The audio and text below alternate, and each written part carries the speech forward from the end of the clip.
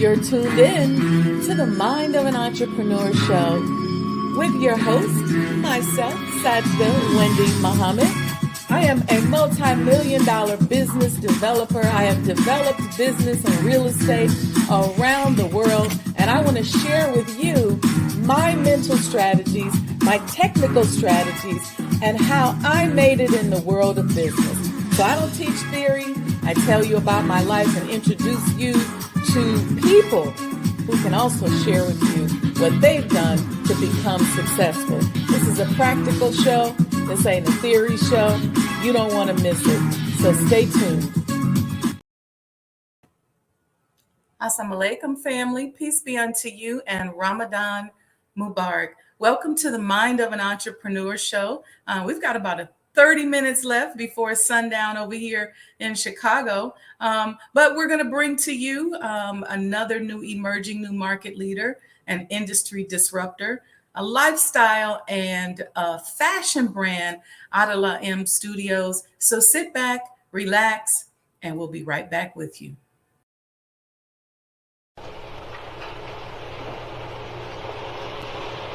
O Allah, guide me among those whom Thou hast guided aright, and preserve me among those whom Thou hast preserved, and befriend me among those whom Thou hast befriended. Bless me in whatsoever Thou dost grant me, and deliver me from the evil of what Thou hast judged. Surely Thou judgest, and none can judge against Thee. And he whom Thou befriendest is not disgraced. Blessed art Thou, O Lord, and exalted be Thee above what they set up besides Thee. I bear witness, nothing deserved to be served besides Thee. And I bear witness that Muhammad is Thy servant and apostle. Amen.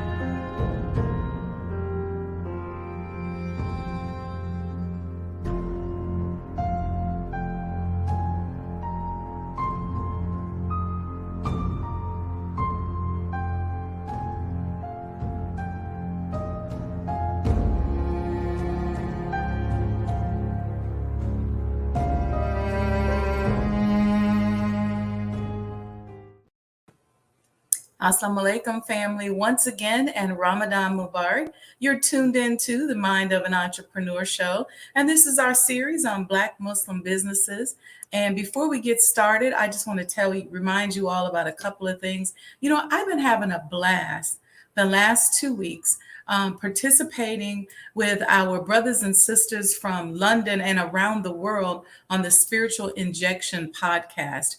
And today was my second week in a row on the Spiritual Injection podcast. And then Sunday, I'm going to be teaching a masterclass on money psychology. And let me tell you, I want you to go and register and attend. It's real simple. It's easy. You can get on there and learn something, because what I love is their environment. There's nothing like good, fertile energy, right? To help you learn. So I know that a lot of us are either going to be running late, or we may stream the show later.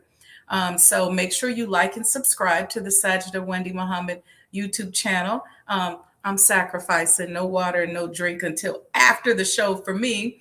Um, but I got a few more commercials to show you all, just to remind y'all about a few things. And we're going to be back with our guest, Sister Adilah Muhammad. And we're going to be talking about her lifestyle and fashion brand, Adilah M Studios. So sit back, relax, and stay tuned.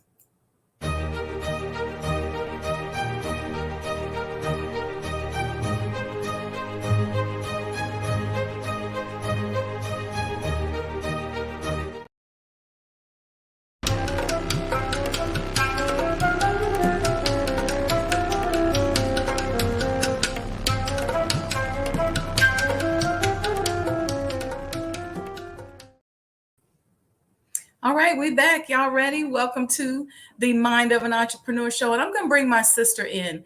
We're going to talk about her wonderful brand, her fashion. Assalamu alaikum, Sister Adilah. Walaikum salam. How are you? I'm wonderful. How are you? I'm doing good.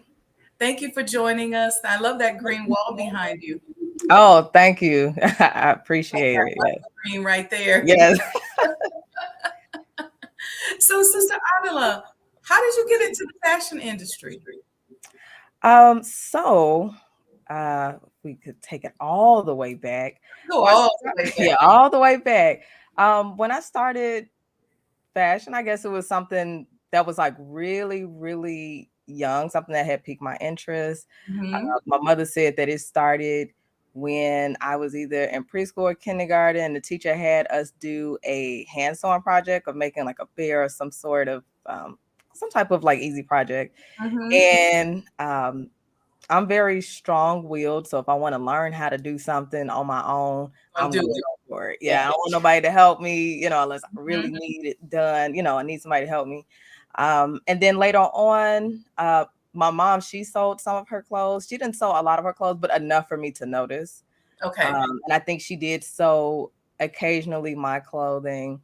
And I kind of just was like, okay, I want to learn how to do that. Like you sewing on a machine. I had the bug for it, right? Right. Yeah. And then as I just got older, I had made a decision. I was like, either I'm going to go to college and go into the medical field, because at one point I thought about being a surgeon. I said, or I'll just go into fashion. And then I thought about it. I was like, well, I can always go into the medical field. Like, that's not a dying field. I could always do that. So I just wound up going to North Carolina A&T, where they had a fashion program for me. And then as far as how it got me into the brand, when I graduated college, I just could not for the life of me get a job into fashion. It's very hard. In many different ways that it's hard, because I think sometimes people don't realize how much fashion is based in nepotism. So I was going to say, they make it hard. Yeah, they make it so hard. So I think by the time I was coming out of college, some of the things that they were asking for me to know, I'm like, no one's learning that in college right now. Like, no, it can be very hard, or they want you to be in New York, So I wound up saying, you know what? I'm not going to let, an industry tell me no, basically. That's really how I had to go about it. Because I was like, I focused on it so much, and I felt like if I had all these loans, to get this degree, I should at least try to work it. I'm not going to just give up on it because I can't, because I'm getting a couple of no's. And it's not a couple of no's. It was a lot of no's. But I was like, let me just go ahead and start. So I started freelancing, doing a lot of different projects, whether it was custom stuff for individuals or just working on like really great projects with people around the city. And then an opportunity came up for me to just develop my clothing line through a designer hub, I guess you can call it. Okay. And that's kind of how I started my line in 2017. That's amazing. Let me tell you a funny story. So when I first came to the nation, we were in MGT class, and of course we're learning sewing. And I think we got a little feedback. Do you have an extra phone that's on or something? No. You know what? Hold on. I know what it is. Okay. Did that work? That worked. Okay. Sorry. I was hearing myself twice. So anyway, we were sewing, and I had learned how to sew a little bit in high school, and I think it was like home economics class. Mhm. But I didn't have the knack for it. And so I remember thinking to myself, why am I doing this? I can just buy my clothes from somebody who can sew.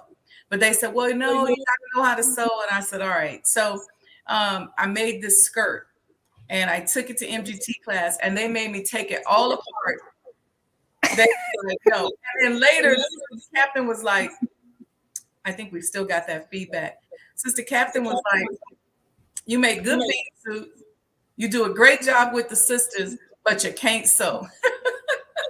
So I was like, all right, I can sew good enough if I had to, but at the end of the day, I'm gonna leave that to you all who sew and create these beautiful brands. Okay, let me see. I don't know. I don't have anything open, but I'm gonna see if I could switch out microphones. Maybe that's it. Okay, you got a Let's fancy see. mic. It wasn't doing that when we just did the test, so I don't know what happened.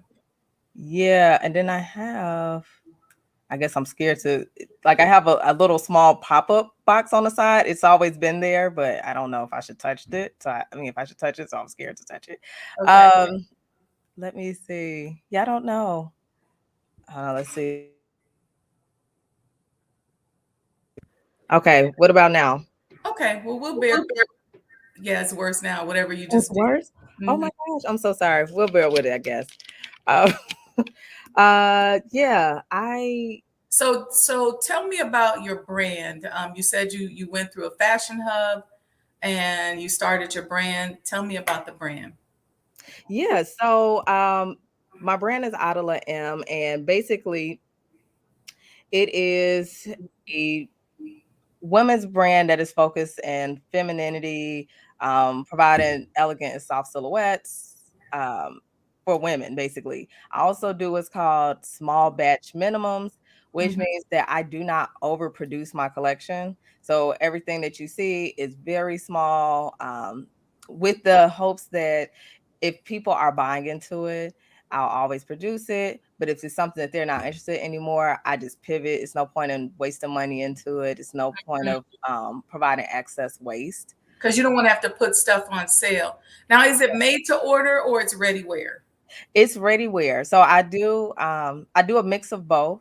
Okay. So what I would do is I'll produce a few sizes, or what we call a size run, and after that number that I cap it at, then if anybody wants it afterwards, they can always like place an order to get it. But the goal is just to not have overconsumption, Hmm. um, because it is a very, I guess the apparel industry is considered like one of the highest polluting industries, I think, after food, I think, Hmm. where it, causes a lot of environmental issues and whatnot. And so one way I try to combat that is just not to provide or oversaturate, things that people don't want. Because after a while, a lot of people have to find a way. How do you either reuse something or are you going to discard it? And I'm just not in Or give the it away business of or trying to something. discard things. That's an interesting concept, sis, because what you see a lot with a lot of the designers, they end up with so much excess inventory, which is what then feeds the outlet stores and things like that. Or they end up giving stuff away. And I think it sort of starts to devalue the brand. Mm-hmm. And you get to the point where you're saturating the market with your stuff. So I think it's really ingenious to go with the small batch, having it ready to wear. That way you don't have to scramble and you don't have those long turnaround times. Do you do any type of custom like ball gowns or Savior's Day dresses or anything like that? I used to. I think I stopped a little bit. Basically, COVID. I think COVID was like the last time I really did a lot of custom stuff. I did some here and there, but I think it's still like a weird market for it right now, just because things aren't quite as stable, I think, in the custom realm of doing things, because people are still trying to figure out what capacity are my events going to be. I Mhm. think people also experience a lot of job loss or just very extremes as far as like their income. So you don't really know as far as like how people are really jumping in. Like it's just not the same how it used to be Yeah, where um where we at were more one point driven and things like that. yes, I think at one point before I started my brand, um, I literally did a lot of custom. Like it was so much custom. And then I was kind of like mellowing it out, probably like 50-50, because it was very hard to manage custom and the business, Mhm. which was kind of expected. And even though I don't do like all of the manufacturing and whatnot, I don't take on all of that, but you still have to manage those things. Mhm. So it was very like you know, it was very difficult, but it was okay adjustment. And then when COVID hit, it just completely, you know, nosedive.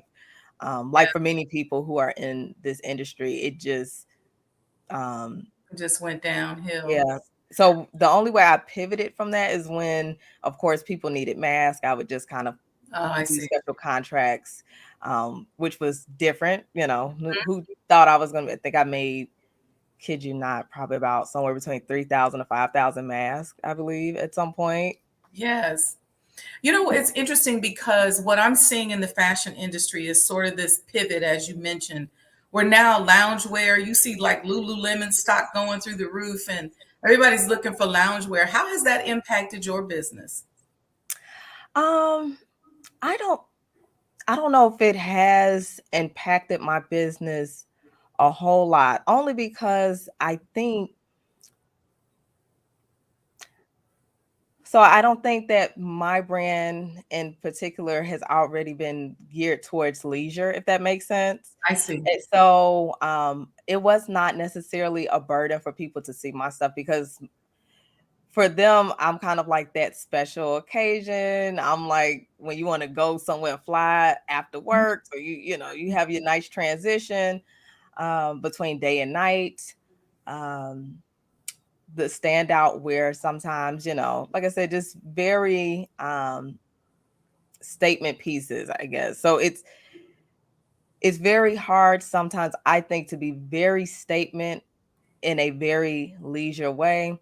Um, but I think if I was somewhere in between where I kind of, you know, indulge a lot of the hoodies, it would be great, probably even greater. But then I don't know if it would be because I would be fighting more so the machine of fast consumption. Yeah, I was gonna say Um, you be in a competition. It sounds like yeah, then that your customers are women who probably are not just gonna opt for loungewear as they're moving around. Um, yeah, and so the pieces that you have, the modest pieces that are still fly and fashionable, are still gonna work for us because we're not gonna decide, okay, I'm just gonna start wearing tights every day. right, right.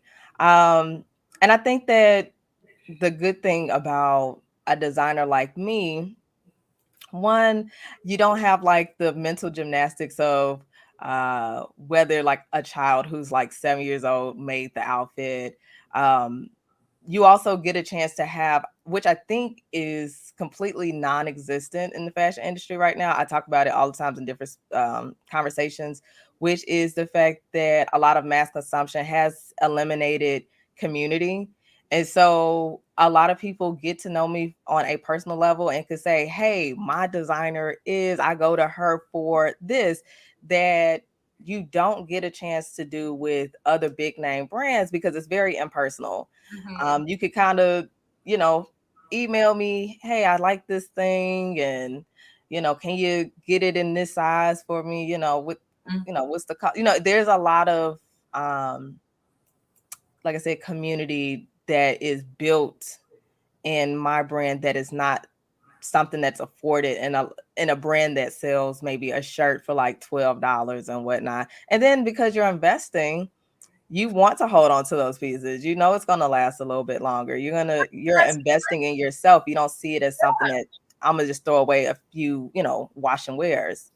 I think that's a powerful trend and a powerful niche market that I see a lot of Muslim designers, Black Muslim designers moving into because we create these custom garments that people get a personal interaction with. It's like you got your own personal designer. You get an opportunity to tweak it the way you want it. You get an opportunity to be unique and fly Yeah. at the same time.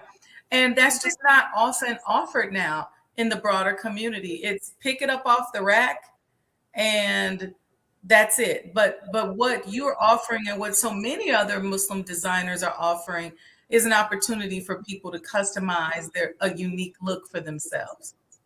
Yeah, I agree. And even if like I've had a few instances where someone bought something and they're like, "Hey, do you think you could make a slight adjustment here?" I Mhm, mean, that's wonderful because it's like, okay, hey, one, it's like immediate feedback. mhm, Um and then again, I mean, even though I try, the best I can, just like any fashion brand, to have what's considered the perfect fit. We all know that there's no such thing as a perfect fit, but um even though you try to strive for that, everybody's not going to get the perfect fit. And you could just send me a message like, hey, is it possible I can get this altered in this way? Can mhm. I get this top a little bit longer, because I'm taller? Those are things you can't get from anywhere else. Do you primarily sell and do most of your transactions online, or is there a brick and mortar where people can come and get measured and tailored up? Currently, right now, I do things online. Every once in a while, I'll do a trunk show or like an offsite event. Mhm, Sometimes I will put my stuff in a brick and mortar for sure. I think the last time I put in a brick and mortar was last year at a local boutique. And I would just kind of come in and out. And the great thing about local boutiques, we talk all the time because same thing, they build community with the people who come in who are frequent customers. Um, but I do hope that that's something in the works to, go back to um, a nice little studio. I had a studio prior to COVID. mhm. Um, and luckily I kind of got out, right before COVID, just Got because out just even in then it time, was very interesting seeing how even office spaces where people are renting, how they're navigating, those spaces, even with their tenants. And, so now that things are starting to relax again, that's possibly something I'll go back to in the future. so what's your plan for the summer? Where's your brand going this summer and what are you offering your customers who and potential customers who are listening that say, you know what, I want some cute stuff for the summer? For this summer, the plan is I am releasing some new styles, especially those who I always tell people to sign up for the newsletter because sometimes I go like really in depth in a way that sometimes um, you can't come across on Instagram because you could follow a little bit better, from a website perspective. But I am producing some more things, a little bit more. Dresses. That's something that I didn't realize, I guess, my customer would want, if that would make sense. Because I feel like in the past, even though I've done a lot of custom formal things and maybe semi-formal or maybe even sometimes casual, I don't recall there being a time that people wanted dresses. And Dresses they want just what summer dresses? um they want a kind of a mix of both. So they want summer and formal actually. So I actually did a few samples and I was like, I'm gonna put this on the site. And it was actually like the first things that were sold out by customers that I had to go back to the drawing board and was like, okay, I need to come up with a plan to be able to produce these Describe things and one of sell those them. sold out dresses for the audience because we don't have any pictures. Yes, there's no pictures. Oh. So I have a really nice formal dress that is a colored block dress. Um, Nice and formal. It has like a little bit of a high collar, but it is, I feel like, a very distinguishable look. And I think that when you come into a room, everybody's going to notice you. And I love those moments because even the way I dress myself, it's not that I crave people to look at me, but I know when I put on something, I'm like, man, I want to feel like the flyest person in the room. And when you wear this particular dress, you're going to feel that way. And then the other one is a nice little formal, I mean, not formal. I'm going to say it's a semi-casual. Instead of saying semi-formal, I'm going to say it's a semi casual. I think it is a nice dress that you can wear in between different events. You can wear it very casually. Princess cut. What is it? It is a knit dress. So it's kind of like, I don't necessarily do princess cuts. I'd like to play with my lines a little bit. Okay. So I think the formal one is a little bit of like an asymmetrical color block design. And then the other one is a straight dress with a flared bottom.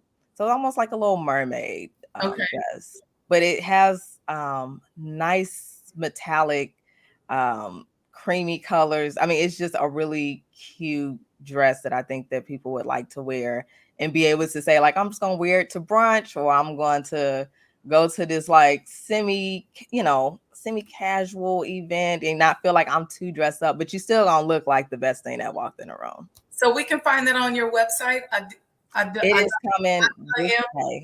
Yes. So you'll see it in May for sure. Okay, it's in May, and there's a newsletter there that they can subscribe to, right? Yes. So when they go to AdilahM.com, after like a few seconds, a pop-up will say join this newsletter. And you'll even get access to like a code right now. So as of right now, what's on the website is a sale that I'm running to kind of like, I want to say get rid of like old inventory, because I never considered these like my old inventory. Some of them are like my staple goods, but they're things that I am either revamping and going to have in different colors, or maybe at some point it'll be discontinued and be brought back at a later time, just to keep things new and fresh. An inventory sale going on. Okay, I got it. Well, what we're going to do is we're going to take a quick break and we're going to come back. And I just want to hear any information that you want to share with the audience in addition to your inventory, any last words that you want to say. So we'll be right back.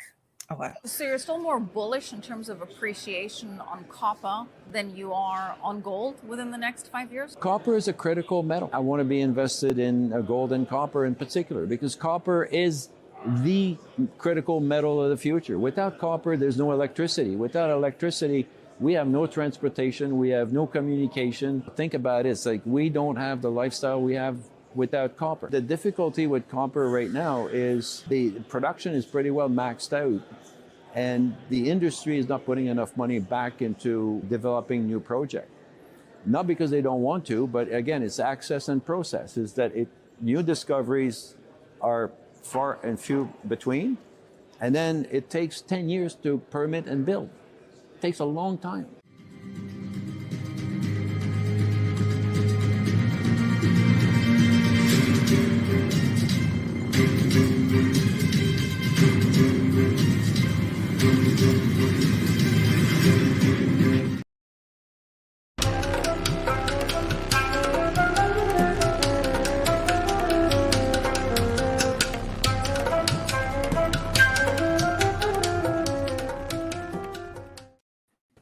We're back with our very special guest, Sister Adilah Muhammad.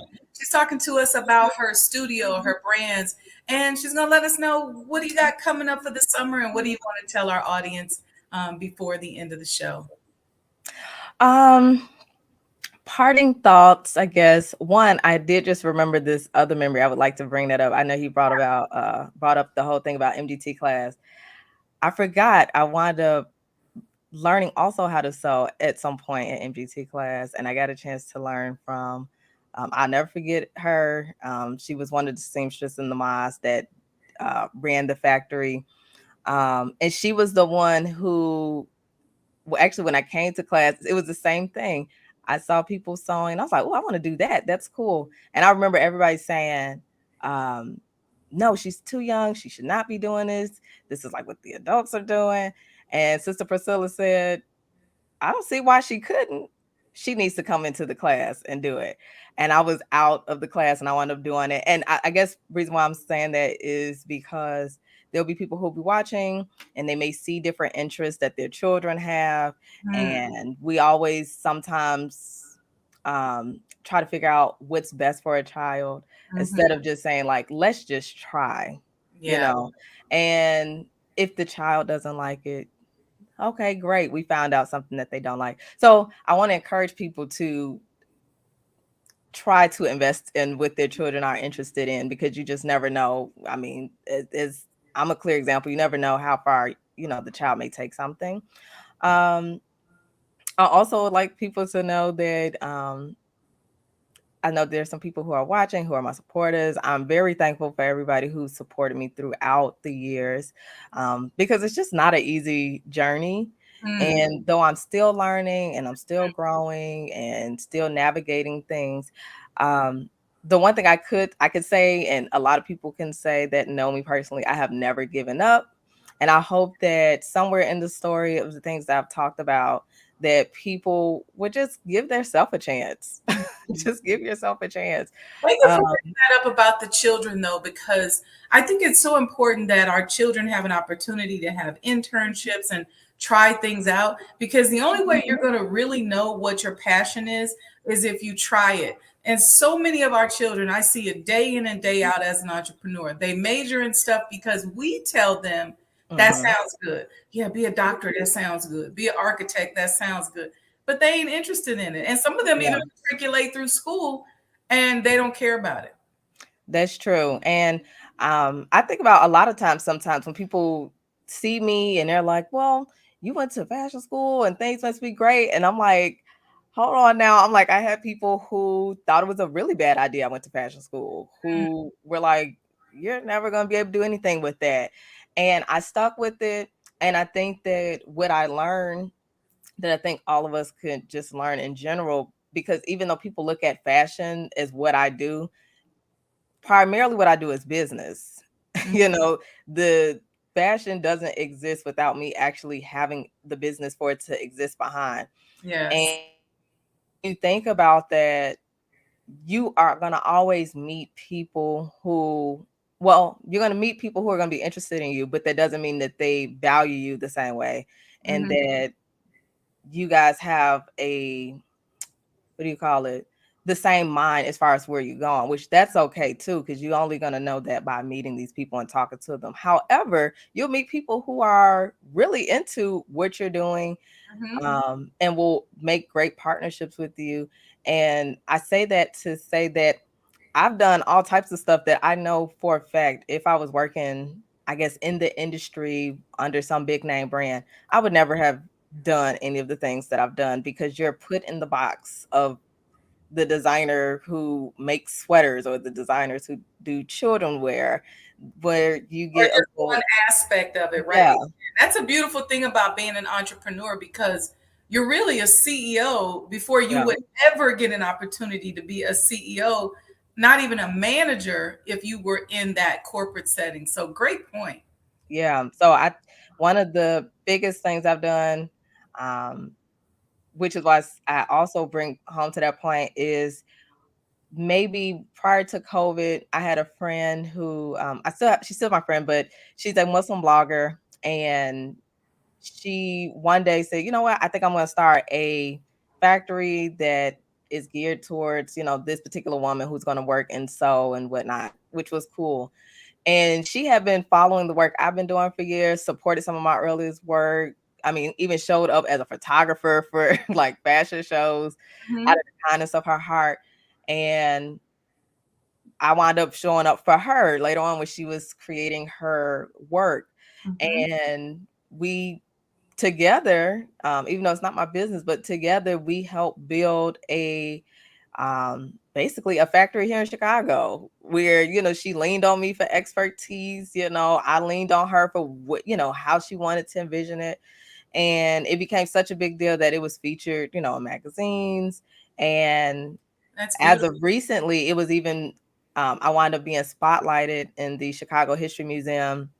The exhibit ended December of last year, but it was there for 3 years, where I was one of the Muslims that was featured for the exhibit they was hosting in the Chicago History Museum, because of the contributions that I was working on in the city, whether it was her project, my own projects, being featured in Macy's, just being featured in a lot of different magazines, that, you know, I would have never, that's not what I thought I would be doing when I came out of college. I just never thought that would be some of the things that I would. That's the beauty of Chicago. And I say this to people all the time, that if you work and work Chicago, it will help. And look at you, you're in the Chicago History Museum, you're on the cover of magazines, you're getting press. You got a question in the chat. Does she do prom dresses or wedding dresses? Yes, I have done a few. You can always email me at info@adilahM.com. Is there a contact space on your website? Contact? Yes, Okay. yes. They can also email me, or just send me a message, and where I check everything routinely. So That's awesome. Beautiful, beautiful. Congratulations on all your accomplishments. Keep designing, keep doing it. And yes, she does prom dresses, she does wedding dresses. I know it's prom season coming up. yeah, So people are going to be looking for that very special, unique prom dress. And it's nothing like having a prom dress made by your own designer. yep. Because you'll never forget it. I still remember the person who made my prom dress, and she was a sister in the mosque. So I was so excited about her making my stuff. Did you grow up in the nation? I did. My father joined first. I think like late 80s. He joined actually when he was in college. So I think he was maybe like a sophomore or junior. And he would travel back and forth to the Final Call building when he wasn't in school. I know he helped raise money for the actual mosque building, the headquarters. And then he met my mother at some point in college, didn't know that she was, processing, getting registered. And then next they got married. And then I came, and so did my other siblings. So shout out to Bernard and Lenore Muhammad, Okay. All right. I think I know your parents. You probably do. I always say they famous. Everybody know them. Did you go to MUI? I did. I went from, I guess preschool to 8th grade. So they didn't have a high school by the time I left. Okay. Okay, that's good. So look, prom dresses, wedding dresses, custom dresses. She's got some summer stuff coming out. Go to her website. It's posted right here, AdilahM.com. That's ADILAHM.com. Thank you for being here with us, sis. Thank you for inviting me. I appreciate it. Great to see you. Same. Assalamu alaikum. Wa alaikum salam. So y'all see me trying to breeze through this talk so y'all can go and get y'all water and break your fast and all of that stuff. I talked at the beginning of the show. I'm doing a master class with our brothers and sisters from London on Sunday. It's going to be Sunday morning. So you got to get up early, go to Spiritual Injection on all platforms, and you can register for it. But we're going to be talking, y'all, look, we're going to break down this money psychology. We're going to take you through some real exercises. We're going to talk about how money hates hypocrites. We're going to talk about how to flow with money. We're going to talk about that kind of information. I'm not going to give it all away, but that's what we're going to talk about. And then Saturday on the Sajdah Saturday morning coffee talks, I'm going to talk about doing for self. Those of you who've been following my show, and if you follow me since I was on radio in DC, you know that I did a show back then on the 4 to 5 major components of doing for self. So I'm going to cover that again on the Sajdah Saturday morning coffee talk, where we talk about life, love, and business. And I don't want you all to forget, please go out, get your commemorative Elijah coins, make a donation. That's $Mode Today, MOETODAY. If you want to do that via Cash App, you can join the mailing list. That's going to keep you up to date on everything that's going on with the Sajdah Wendy Muhammad YouTube channel, all of that. So make sure that you're keeping up with that. But jump out there. I tell y'all all the time, freedom ain't free. And it costs money to be able to tell our own stories. So we need to make sure that we're doing just that. And add the Mind of an Entrepreneur show to your Roku TV lineup. And I will see you all. My voice is fading. I need some water so bad. And it's just about that time. So I'll see you all, inshallah, on Saturday morning. Peace and blessings.